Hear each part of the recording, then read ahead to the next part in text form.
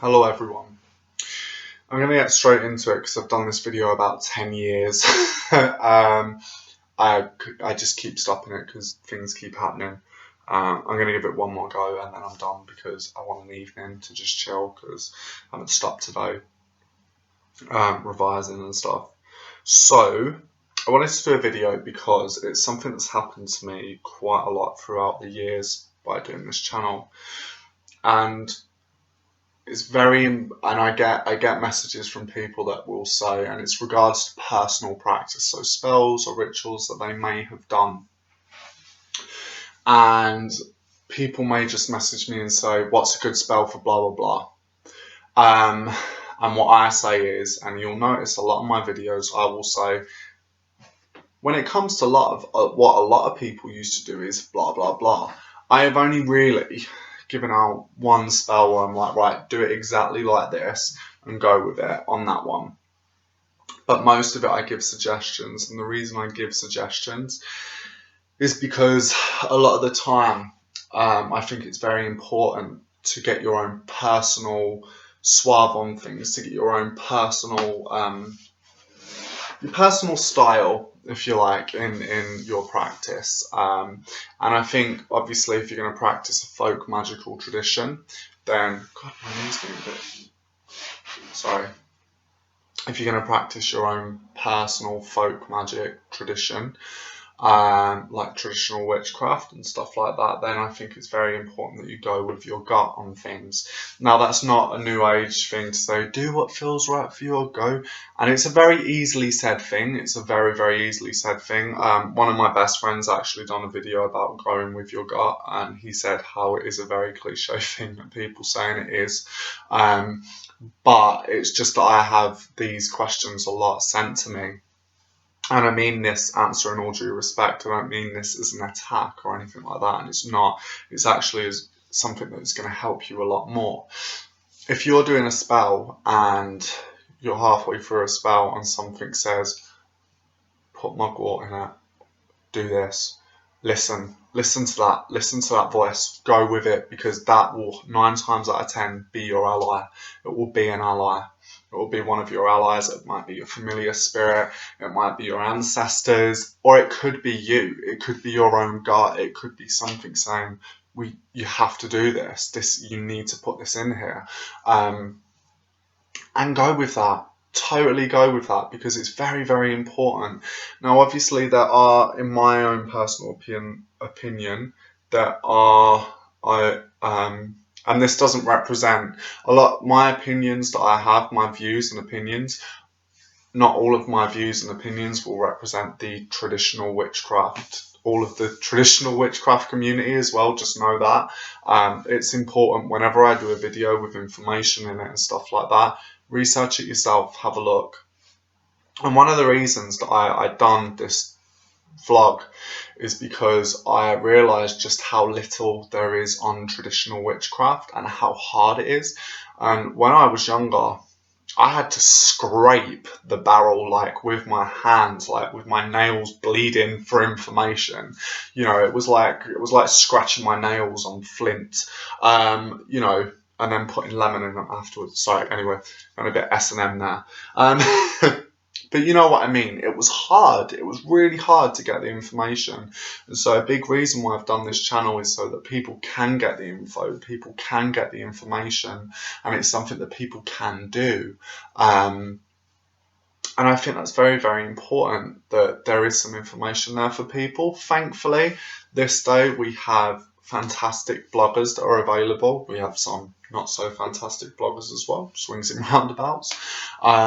But, you know, there's historical books as well. There are modern publishers that now publish folklore and historical books, you know, and it's coming back. There's a bit of a resurgence in traditional witchcraft now, which is fantastic. But a big piece of advice, go with your gut with things. If something doesn't feel right during the spell and it doesn't feel good, and you don't do it. Don't do it. If you're doing something you're thinking, no, this isn't going to work, then don't do it, because 9 times out of 10 it's something telling you to not do it, and for a reason. And I feel a bit crap making this video because it seems a little bit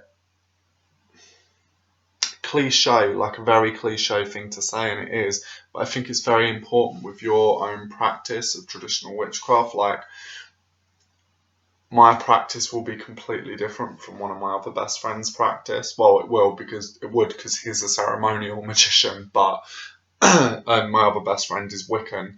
But, you know, my other best friend, who is a traditional witch, it will be completely different. My practice will be completely different from him, and yet we work with the same gods, near enough, the same pantheon.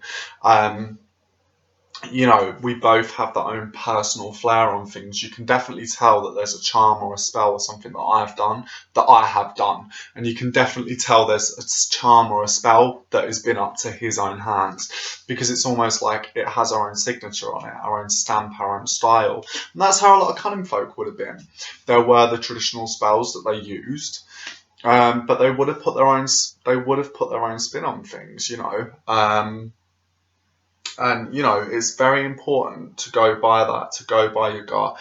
And you know what? If you don't get something telling you during a ritual, you need to do this, you need to do that, you should do that, then do some research. Have a look at research, or perhaps, you know, if you're disposing of a love spell, have a look at plants that may be affiliated to love. If you're disposing of a curse, oh God, I mean, that's easy, just put it in a graveyard. But I mean, you know, you don't have to do that. Have a look, right? So what things are associated with cursing? Oh, a really good thing that's associated with cursing is blackthorn, the blasting rod.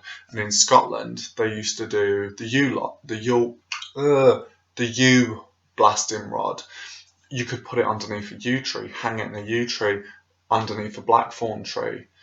You know, do your own research, and I encourage you. Why I'm at this, talking about Scottish witchcraft, there's a really good page that one of my best friends do, called Scottish Cunning Ways. It's about Scottish witchcraft. So please take a look.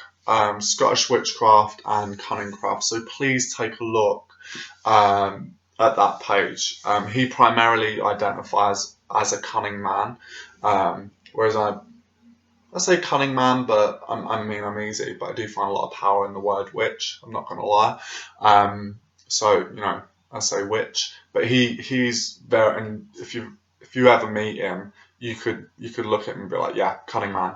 But no, have a look at his page, because it's really, really interesting. Scottish Cunning Ways, fantastic page. Some really good pieces of Scottish witch lore there, and folklore, and cunning craft. So yes, it's very important to form your own practice. Use old folk charms, work old folk charms, and I encourage that. They are powerful, you know, but it's important to go by your gut. I can't carry you through. It's called the crooked path for a reason, because it is crooked. It has halts. It has blunt stops to it. It may have crossroads at it. There may be things in there that will tear at you. There may be things there that will stroke you and be lovely. You know, it's a crooked path because it is everybody's own path. It is your own journey. And as I said, I encourage everybody to research the stuff that I actually say. Look it up, and you'll find more information as well, because a lot of the videos I do, I don't give all the information out. Because I can't, that, you know, there might just be a lot of information on that particular subject, and C, because I kind of need to fit everything in within like a 15-minute, you know, moment. That's not to say, people, if anyone has a problem, don't message me. You know, please message me. And I feel very flattered and very honoured that people would message me. But I do feel like this video will give people a lot more, will help people out so much within their own personal practice. So yes, over and out. Peace.